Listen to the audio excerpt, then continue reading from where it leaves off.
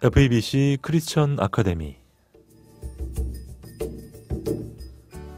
FEBC 크리스천 아카데미 이 시간은 기독교적 가치관으로 세상과 세상 학문을 바라보는 시간입니다. 오늘은 황수경 유외과의원, 황수경 원장님의 강좌를 보내드립니다.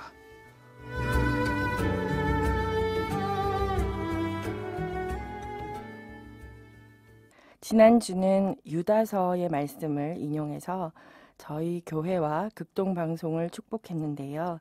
오늘은 스바냐서 3장 17절 말씀을 들려드리고 싶습니다. 너의 하나님 여호와가 너의 가운데에 계시니 그는 구원을 베푸실 전능자이시라. 그가 너로 말미암아 기쁨을 이기지 못하시며 너를 잠잠히 사랑하시며 너로 말미암아 즐거이 부르며 기뻐하시리라 하리라. 방송을 들으시는 모든 성도님들과 암 환우분들, 가족분들에게 하나님의 기쁨이 전해지시기를 기도합니다. 요즘 윤식당이라는 텔레비전 프로그램이 참 인기라죠.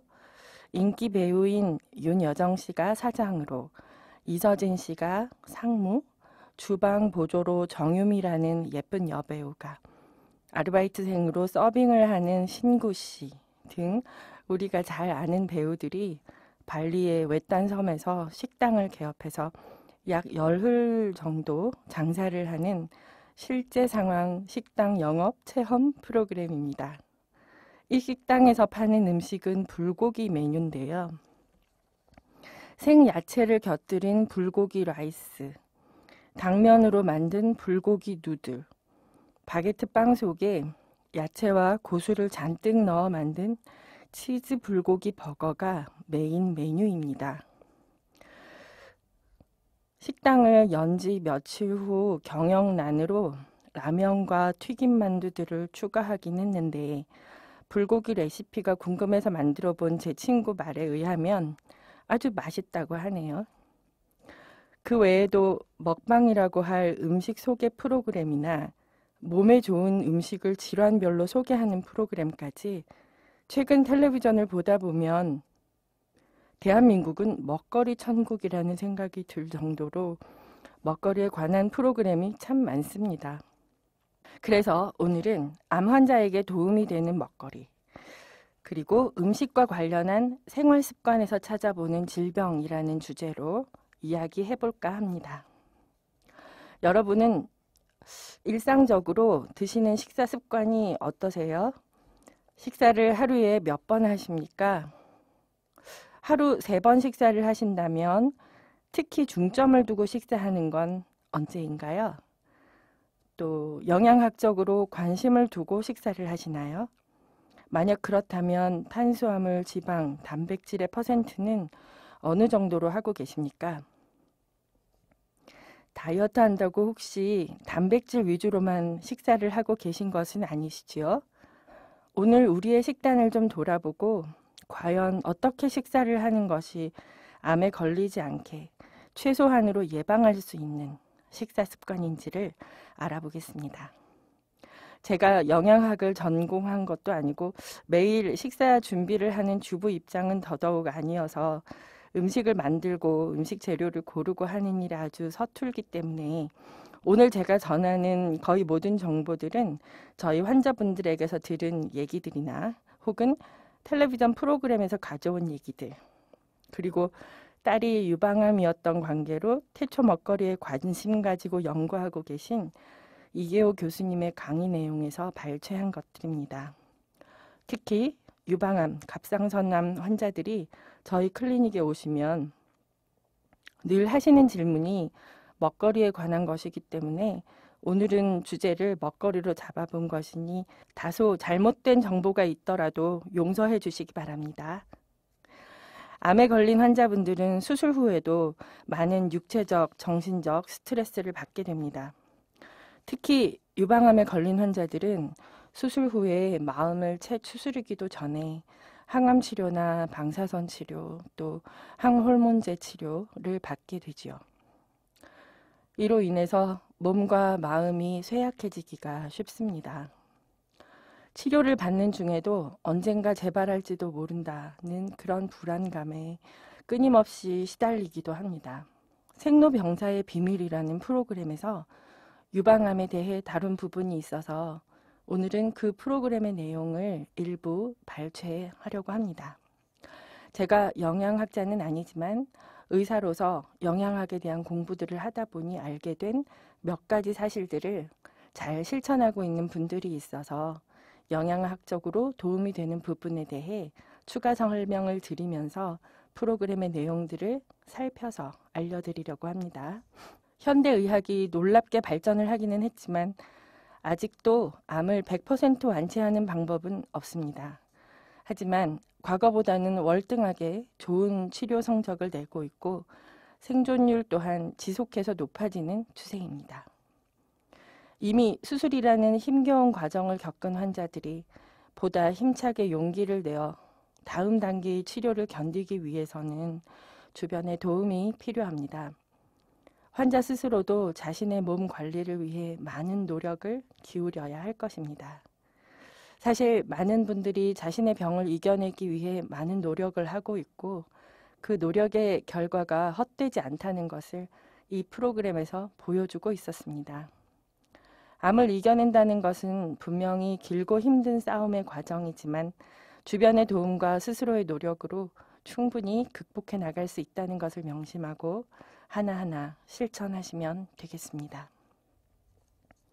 모든 병에서도 마찬가지이지만 유방암은 특히 식이요법을 어떻게 하느냐가 병의 관리와 예방에 아주 중요한 역할을 합니다. 이 프로그램에서 소개한 분은 아프기 전에는 음식에 그다지 신경을 쓰지 않았다고 합니다. 되는 대로 먹고 육류를 즐겼던 것이 병을 부른 것 같다고 생각했지요. 이분이 먹을거리에 대해 주목하면서 먹거리의 재료를 관리하고 준비하는 것에 신경을 쓰게 되었다고 합니다. 가을이 되면 여러 가지 재료들을 잘 손질해서 말려두었다가 겨울에는 불려서 나물을 해서 먹는다고 합니다. 예로 몇 가지를 말했는데요. 한번 소개해 보겠습니다. 먼저 도라지입니다. 도라지는 새콤달콤하게 무쳐 먹는 것도 좋지만 잘 다듬어서 말려뒀다가 겨울철에 약재와 함께 달여 먹으면 감기 예방에도 좋다고 하고요. 오랜 기간 투병을 하는 환자들은 여러 가지 약에 시달려서 감기처럼 예방이 가능한 병에는 굳이 약을 쓰지 않으려고 한다는 거죠. 생강과 함께 도라지를 달여 먹으면 더 좋다고 합니다. 두 번째는 겨우살이입니다. 한겨울 나무 꼭대기에 붙어 자라는 기생목인데요. 오래된 참나무나 떡갈나무에 잘 피지요. 50g 정도를 깨끗이 씻어서 2리터 정도의 물에 넣고 물이 3분의 2가 될 때까지 달여서 먹으면 좋다고 합니다. 따뜻하게 차로 마시면 된다고 합니다. 세 번째는 우엉이나 연근 같은 뿌리채소입니다.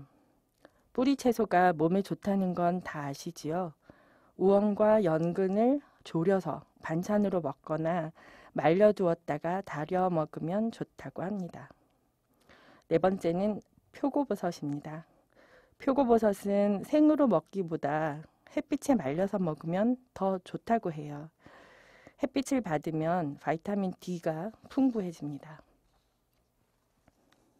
다섯 번째로 콩입니다. 콩은 이틀에 한 번 정도 불려두었다가 삶아서 갈아 먹는 게 좋습니다.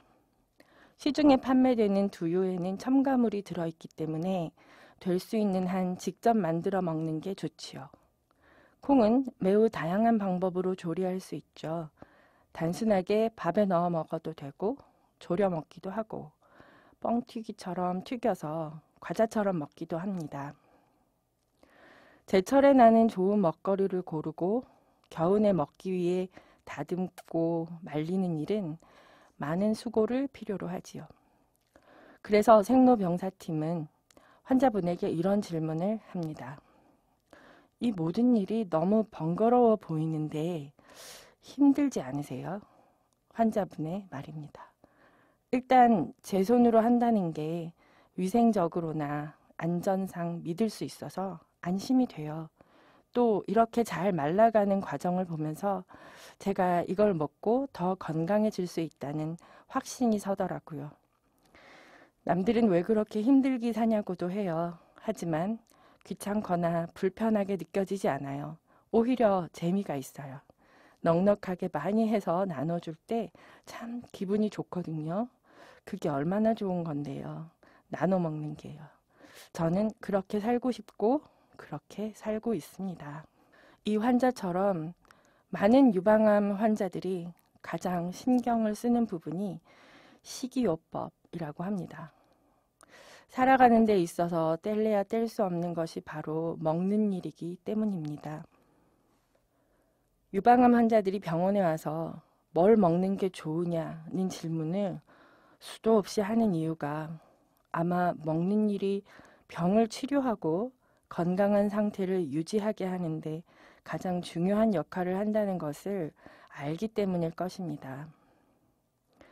경희대 음대 교수인 서혜경 씨는 유방암 수술 후에 식이요법을 하고 도시락을 싸서 다니는데 인터뷰에서 이런 말을 했습니다. 제가 너무 사랑했던 음식들이 뭔지 아세요? 크림 소스가 듬뿍 들어간 이탈리안 음식, 케이크, 아이스크림, 빵 종류예요. 그런데 이제 그런 음식들은 안 돼요. 염분과 당분, 지방은 살을 찌게 하거든요. 비만이 유방암 세포를 자라게 하기 때문에 피해야 하지요. 그래서 제 도시락은 유기농 채소들과 현미 잡곡밥으로 채워졌어요. 현미로만 밥을 하니까 조금 껄끄러운 것 같아 고소한 콩을 넣었고 채소는 되도록 신선하게 생으로 먹고 있어요. 간도 최소화해 간장으로 살짝 맛만 내지요. 너무 싱겁고 심심해 보일까봐 제가 특별히 신경을 쓰고 있는 부분이 있는데 바로 여러 가지 색깔의 채소를 먹는 거예요. 보기 좋은 떡이 맛도 좋다는 말이 있잖아요. 이분의 도시락은 말 그대로 총천연색이라는군요. 빨간색, 노란색의 파프리카, 초록색 부추, 보라색 가지가 예쁘게 담겨 식욕을 자극한다고 하네요. 유방암에 걸리기 전 서혜경 피아니스트는 미식가이자 대식가였다고 합니다. 오랜 시간 정열적인 연주를 하기 위해선 체력이 중요하였기 때문에 칼로리 높은 음식도 자주 섭취했다고 해요. 하지만 유방암 수술 후에 그녀의 식단이 180도 바뀌었죠. 기름 사용하는 것을 자제하는 것은 물론 염분 섭취에도 매우 신경을 쓴다고 합니다. 나트륨이 비만의 원인이 되기도 하기 때문입니다. 소금의 사용을 줄이는 대신에 자연 식초로 새콤한 맛을 더해 입맛을 돋운다고 합니다. 또 예전에 급하게 밥을 먹던 버릇을 고치고 천천히 오래 씹어 먹으려고 노력한다고 해요. 생로병사팀이 물어봅니다. 예전에 그토록 좋아하던 음식들이 생각나지 않으세요? 서혜경 씨가 웃으며 대답하더라고요. 너무나 먹고 싶을 때는 가끔 살짝 입만 대보고 말아요. 마치 컨닝하듯이요. 유방암 환자들이 수술 후 치료받고 약을 먹는 과정에서 가장 조심해야 할 것이 바로 비만입니다. 실제로 유방암 환자들을 대상으로 조사한 결과 몸무게 조절에 어려움을 느끼고 있는 여성들이 매우 많았습니다. 비만은 유방암을 일으키는 직접적인 원인이 될 수 있기 때문에 유방암 치료가 끝난 이후에도 체중 조절은 필수 사항이라고 환자들을 교육합니다. 따라서 유방암 환자는 올바른 식이요법을 통해 정상 체중을 유지하는 것이 큰 과제라고 할 수 있습니다. 적정 체중을 유지한다는 것은 끊임없는 관리가 필요한 일입니다. 적당히 먹고 규칙적으로 먹어야 하는 것은 당연한 원칙이라고 하겠습니다. 하루 3끼 혹은 2끼의 식사는 거르지 말고 폭식은 금해야 합니다. 하루 총 식사의 열량은 대개 1800kcal, 2000칼로리를 넘지 말아야 합니다. 그러기 위해서는 매끼 먹는 식사에 해당하는 밥이 중요합니다. 완전히 도정된 곡류보다는 도정되지 않은 곡류를 택하여 당분 섭취를 줄여야 합니다. 즉, 유방암 환자에 있어서 잡곡밥은 필수적인 식단이라고 하겠습니다. 육류의 섭취는 한 주에 500g을 넘지 않도록 하십시오. 또한 지방을 섭취할 때는 식물성 기름, 올리브유나 들기름, 참기름으로 섭취를 하시고 한 끼에 한두 스푼을 넘지 않는 것이 좋습니다. 하루 총 열량의 20% 미만으로 지방을 섭취하는 것이 바람직합니다. 다만 림프 부종의 환자에게는 조금 더 단백질 섭취량을 늘릴 것을 권해드립니다. 유방암 수술 후에 짧게는 6개월, 1년 정도 이후부터 환측의 팔에 림프 부종이 생길 수 있는데요. 유병률은 30에서 90%에 이릅니다. 수술 후 합병증이기는 하지만 혈액 속에 단백질이 부족해서 나타나는 저알부민 혈증이 생길 경우에 삼투압 현상으로 인해 혈관으로부터 주위 간질액 내에 혈액 이동이 일어나게 되는데 이렇게 되어 부종이 좀 더 심각해지게 됩니다. 따라서 림프 부종 환자들은 혈중 단백질과 체중을 정기적으로 측정하고 단백질이 풍부한 식사를 하는 것을 권해드립니다. 그 외에 유방암 환자의 식사 원칙을 말씀드릴게요.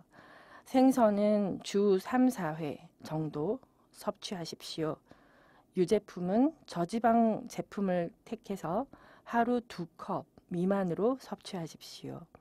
다양한 색깔의 채소를 한 끼당 2접시 섭취하세요. 과일은 과당이 많기 때문에 하루 2회 이하로 섭취하는 게 좋고요. 인공 감미료의 사용을 줄이시고 천연 조미료, 예를 들면 멸치, 표고버섯, 다시마, 마른 새우 같은 것을 사용하십시오. 견과류, 잣이나 아몬드, 호두 같은 것은 간식으로 하루 한두 스푼 정도가 적당합니다. 골다공증을 예방하고 치료하기 위한 영양 수칙을 준수하십시오. 성분과 역할이 불분명한 건강 보조식품의 남용을 피하십시오. 항호르몬 치료나 항암 치료를 하는 유방암 환자들은 일반인들보다 골다공증에 걸릴 확률이 높지요. 골다공증은 진행이 되면 완치가 어렵습니다. 초기에 예방하고 치료하는 것이 중요하지요. 식이요법으로 골다공증 예방이 어느 정도 가능하다고 봅니다. 먼저 하루 칼슘 섭취량을 1000mg 이상으로 증가시키는 것을 권합니다. 칼슘 보충제는 식후 바로 복용하셔야 위장 장애를 덜 일으킵니다. 요구르트나 우유와 함께 드셔도 됩니다. 변비를 일으킬 수도 있으니 섬유소를 충분히 섭취하십시오. 두 번째로 짠 음식을 피하고 싱겁게 드십시오. 세 번째, 알코올의 섭취를 피하십시오. 알코올은 뼈의 세포가 형성되는 데 방해를 하여 골밀도를 감소시키는 역할을 하므로 자제하는 것이 좋습니다. 넷째, 커피나 탄산음료를 피하십시오. 커피의 주 성분인 카페인은 칼슘의 배설을 촉진합니다. 다섯째, 적당한 운동을 하십시오. 뼈의 건강을 유지하기 위해서는 체중이 실리는 적당한 운동을 꾸준히 하는 것이 좋습니다. 음식이 건강에 미치는 영향에 대해 더 자세히 공부하고 싶으신 분들은 충남대 이계호 교수님이 운영하는 태초 먹거리 교실을 찾아가 보시면 좀 도움이 되실 겁니다.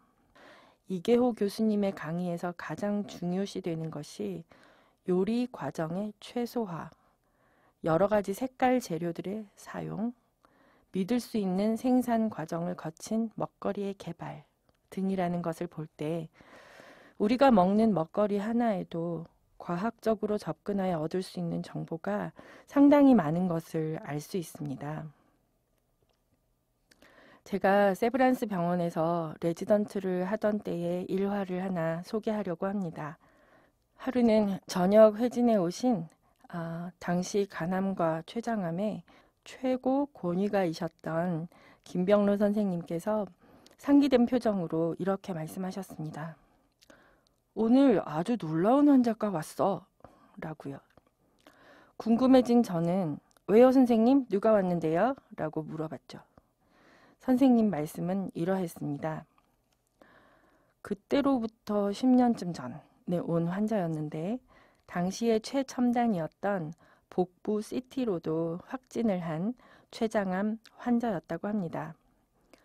배가 아파서 와서 내시경을 했고 췌장 두부암이 의심되어 조직 검사를 했고 CT로도 췌장 근처 림프절이 커져 있었던 분으로 당시 췌장암 말기 진단을 하고 6개월 이상 살기가 어렵다고 말씀드렸다고 해요. 당시 50대이던 환자분은 의사 말대로 6개월밖에 남지 않았을지 모르지만 그래도 자가요법으로 치료를 해보겠다고 결심하고 백방으로 알아본 바 인삼을 약으로 써보기로 했다고 합니다. 아침, 점심, 저녁으로 홍삼을 만들어 먹고 매일 한 뿌리씩 인삼을 생으로 된 것을 씹어 드셨다고 합니다. 또 그동안의 모든 식사와 생활 습관을 버리고 오늘 제가 말씀드린 것처럼 음식 재료를 신선한 것으로 제철 음식으로 조리 과정은 최소화하고 직접 키운 갖가지 채소들과 과일들로 세 끼를 잡곡밥으로 챙겨 드신 거죠. 지금 생각해 보면 1990년 정도에 진단을 받으신 거니까 2000년도까지 10년간 당시에는 음식의 면역력이라든가 음식의 재료들의 유기농법 과정 등이 잘 확립되지 않았고 오로지 생산량 증가에 농법에 중심을 두던 그런 시절이라 이 환자의 말이 잘 이해되지 않았을 수도 있습니다. 아무튼 놀랍게도 6개월 만에 죽을 것이라고 진료실에서 쫓아냈던 환자가 10년 동안 멀쩡히 잘 살아서 왔으니 우리 선생님 완전히 놀라셨던 거죠. 환자분은 6개월 살리라던 의사에게 내가 이렇게 잘 살고 있어 하고 보여주러 오셨다고 하셨대요.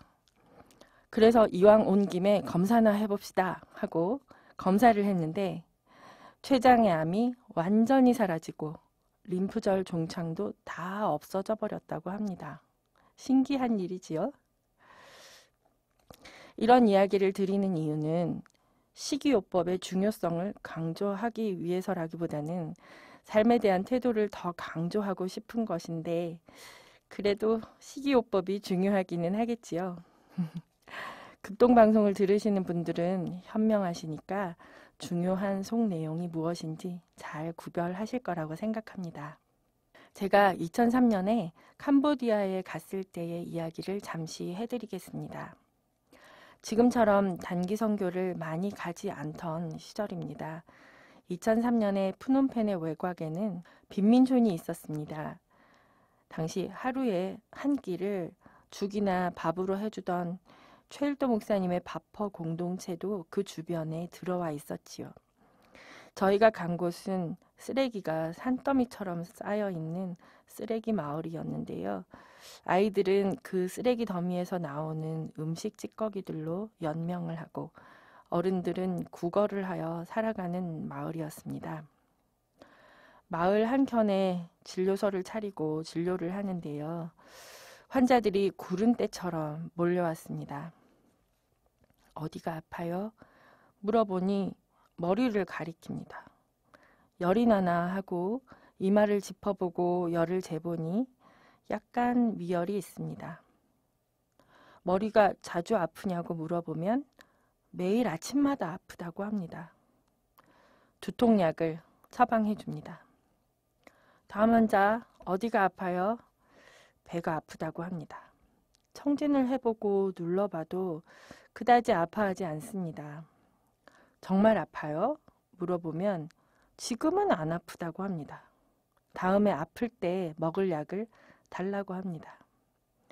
다음 환자는 기침을 하면서 들어옵니다. 콧물을 흘리고 들어옵니다. 설사한다고 들어옵니다. 의사 5명이서 하루에 환자를 2,000명을 받습니다. 대개 급성기 질환들을 가지고 찾아왔습니다. 고혈압, 당뇨 환자는 2,000명 중에 1명도 없었습니다. 여자들은 대부분 빈혈 환자입니다. 질염 환자입니다. 피부병 환자들입니다. 진료를 끝내고 밤에 숙소에 돌아와서 의사들과 의료진들은 모두 모여 앉아 기도하고 하나님께 지혜를 구했습니다. 그때 우리에게 들었던 공통적인 생각은 이들에게 필요한 것이 무엇일까 였습니다. 지금 제가 나열한 병증들을 보면 우리가 그날 봤던 환자들에게서 우리가 받은 인상은 모두 공통적으로 한 가지였습니다. 아프리카처럼 너무나 못 먹어서 저단백증으로 배가 나오고 온 몸이 퉁퉁 붓는 아이들은 없었지만 이분들에게 공통적인 질병은 모두 영양 부족이었던 것입니다. 먹을 것이 부족하고 쓰레기 음식들을 먹으니 영양 결핍이 많은 거죠.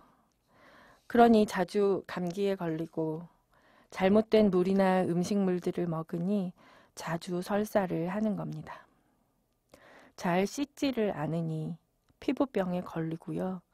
임신을 해도 방치되고 힘든 노역이나 또 더운 날씨에 하루 종일 돌아다니면서 구걸을 해야 하니 철분 부족으로 빈혈이 오는 거고요. 혼자 살기 힘들어서 공동체 생활을 하고 있으니 더욱 쉽게 병은 전염이 되는 거지요.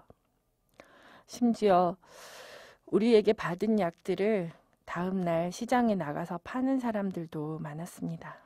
저희 진료팀은 다음 날 하루 더 진료하려던 일정을 접고 진료실에 수도시설을 설치하고 아이들을 씻겼습니다. 비누와 샤워 타월을 사와서 5군데로 나눠 샤워 부스를 만들고 샤워를 시켰죠. 그리고 맛있는 빵을 사와서 모든 사람들에게 나눠주었습니다. 캄보디아가 프랑스령으로 200년간 지냈던 곳이라 빵이 참 맛있습니다. 그런데 캄보디아 물가로는 좀 비싼 편이라 빈민촌에 사시는 분들은 엄두도 못 내는 음식이었죠. 갓 구운 부드러운 바게트 빵. 하긴 한국에서도 그런 빵은 먹어보기 힘들 겁니다. 그 빵을 3군데 빵 공장을 돌며 다 사와서는 나눠줬을 때 그분들의 눈빛은 평생 잊을 수 없는 순간이 되었습니다.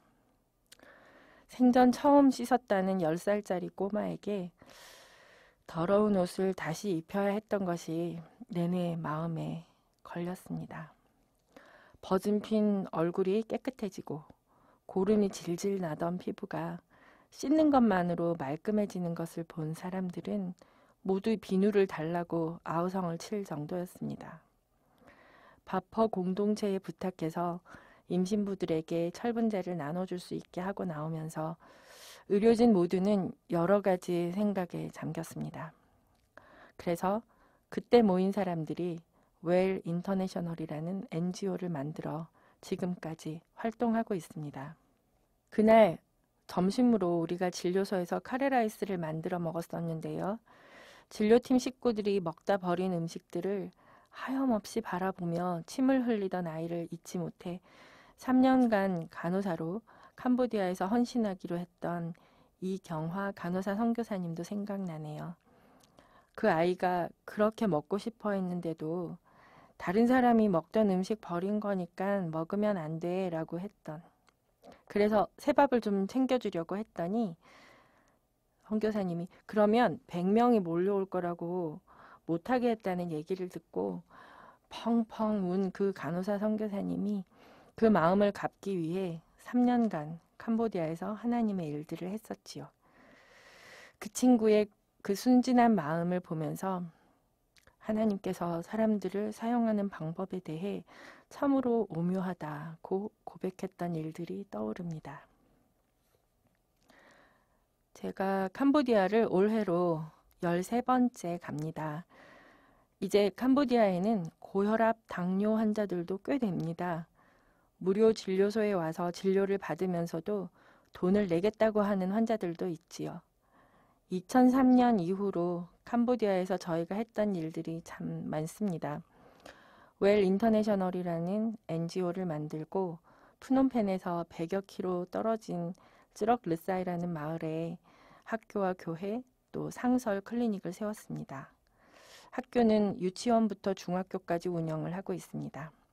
매주 예배드리는 교회가 있고 매일 2명의 간호사가 근무하고 일주일에 한 번씩 소아과 의사가 방문해서 진료를 해주는 클리닉이 있습니다. 학교 안에 우물도 만들어 놨고요. 전기, 수도 시설도 간이 시설이지만 해놨습니다. 앞으로도 해결해야 할 일이 많이 있지만 이렇게 10년이 흘렀네요. 의료라는 달란트로 우리가 가진 최소한의 것으로 접근했던 일들이었는데 그동안 하나님이 주신 복이 참 많습니다. 암 환자들의 식이요법에 대해서 이야기하면서 왜 갑자기 캄보디아 이야기냐고요? 캄보디아 사람들이 요즘 살림살이가 많이 나아졌습니다. 영양실조에 급성 호흡기 질환, 급만성 소화기 질환, 빈혈, 피부병이 전부였던 그런 병증의 환자군에서 고혈압, 당뇨, 암 환자들에 이르기까지 선진국형 병이 많아지고 있는 요즘의 상황을 보면서 많이 생각합니다. 결국 무엇을 먹느냐, 어떻게 먹느냐의 문제들, 결코 간과할 수 없는 문제들이겠다 하고요. 의사들은 환자들을 치료하기에 급급해서 수술, 항암제, 항호르몬제, 방사선 치료 다 해야 된다고 치료법에만 골몰하지만 결국 우리가 환자와 함께 상생하는 문제를 생각해 봐야 할 거라고 말이죠.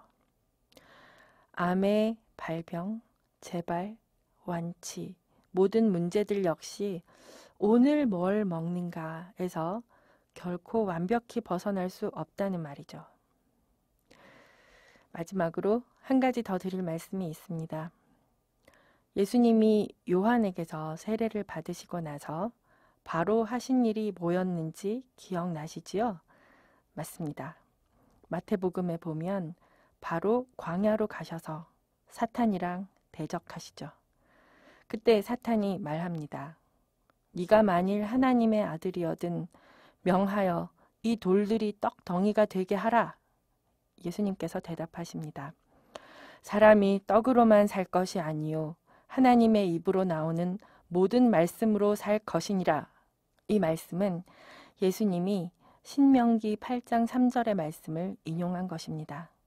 신명기 8장 3절 너를 낮추시며 너로 줄이게 하시며 또 너도 알지 못하며 네 열조도 알지 못하던 만나를 너에게 먹이신 것은 사람이 떡으로만 사는 것이 아니요 하나님의 입에서 나오는 모든 말씀으로 사는 줄을 너로 알게 하려 하심이니라. 그렇습니다. 우리는 예수님의 가족, 예수님이 우리 큰오빠 되시는 보혈의 가족이지요. 우리 모두 오늘을 살면서 사람이 떡으로만 살 것이 아니요 하나님의 입으로 나오는 모든 말씀으로 살아가기를 고백하기를 기도합니다. 조금씩 주위도 둘러보면서 나 아닌 다른 사람들의 형편도 도와주고 나아가서는 멀리 사는 지구촌 가족들에게도 관심 가져보는 귀한 인생 되시기를 기도합니다. 오늘 이렇게 극동방송에서 나눌 수 있어 행복했습니다. 건강하시고 하늘복 많이 받으십시오. 들어주셔서 감사합니다.